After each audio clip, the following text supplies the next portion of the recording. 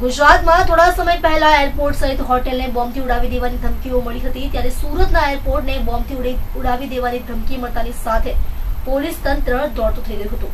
આ એરપોર્ટમાં સઘન ચેકિંગ શરૂ કર્યું હતું. જોકે આ ધમકી અફવા હોવાનું સામે આવ્યું હતું. જોકે પોલીસે ધમકી આપનારને બારડોલીથી પકડી પાડ્યો છે. બારડોલી રેલવે સ્ટેશન પર બે યુવકો સુરત એરપોર્ટ પર બોમ્બ મૂકવાની વાત કરતા હતા. તેને પગલે એક કોલર દ્વારા આ અંગે સુરત પોલીસને જાણ કરવામાં આવી હતી. સુરત એરપોર્ટ પર બોમ્બ મૂકવાની વાતને ગંભીરતાથી લઈ સુરત શહેરની SOG, PCB, DCB, dog squad, bomb squad સહિતનો કાફલો સુરત એરપોર્ટ પર દોડી ગયો હતો. પરંતુ આ સાથે જ સુરત એરપોર્ટના સીઆઈએસએફ સહિતનો સ્ટાફ પણ ચેકિંગમાં જોડાયો હતો. પરંતુ કોઈ વાતાજનક ચીજ વસ્તુ મળી આવી ન હતી.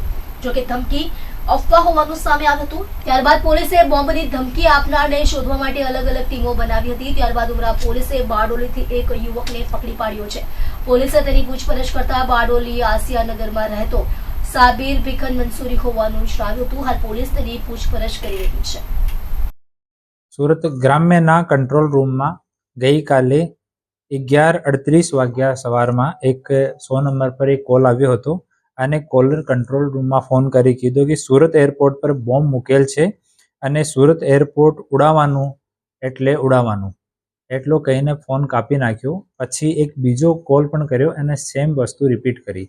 તો સુરત ગ્રામ્યની એલસીબીની ટીમને જાણ કરવામાં આવી અને ફોનનો લોકેશન અને સીડીઆર એસડીઆર એ જોવામાં આવ્યો.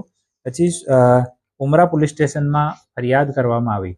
તો ઉમરા પોલીસ સ્ટેશનમાં આ ફરિયાદ ઉપર બીએનએસની કલમ 351(4) અને the suppression of unlawful act against safety of civil aviation act 1982ની કલમ 3A(1)(b) મુજબ ગુના દાખલ કરવામાં આવ્યો. અને પછી ઉમરા પોલીસ સ્ટેશનની ટીમ અને સુરત ગ્રામ્યની એલસીબીની ટીમ આરોપીને પકડી પાડ્યો અને આરોપીનું નામ સાબિરભાઈ બશીરભાઈ મંસૂરી છે. ઓ 40 વર્ષનો છે અને મદીના કોમ્પ્લેક્સ આસિયાનગર બારડોલીમાં એનો નિવાસ છે અને મૂળ રૂપથી નંદુરબાર મહારાષ્ટ્રનો રહેવાસી છે. ઓર આની હાલત થોડી સી મેન્ટલી ફર્સ્ટ અપિયરન્સમાં એવો લાગે છે કે થોડી અનસ્ટેબલ ટાઈપની છે. તો એના વિરુદ્ધમાં ગુના દાખલ થઈ ગયેલ છે અને આરોપીની ધરપકડ કરવામાં આવે છે અને પૂછપરછ ચાલુ છે.